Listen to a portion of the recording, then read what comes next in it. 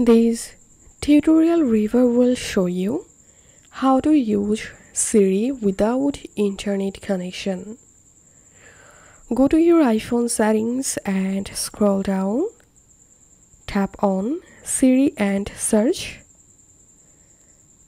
And here enable press side button for Siri option. And now as you can see, my internet connection is off.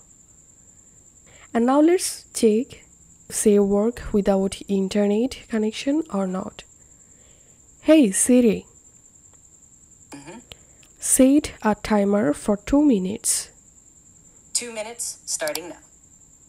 As you can see, the Siri is working perfectly without internet connection. If you find this video helpful, don't forget to subscribe Tutorial River. See you in the next video.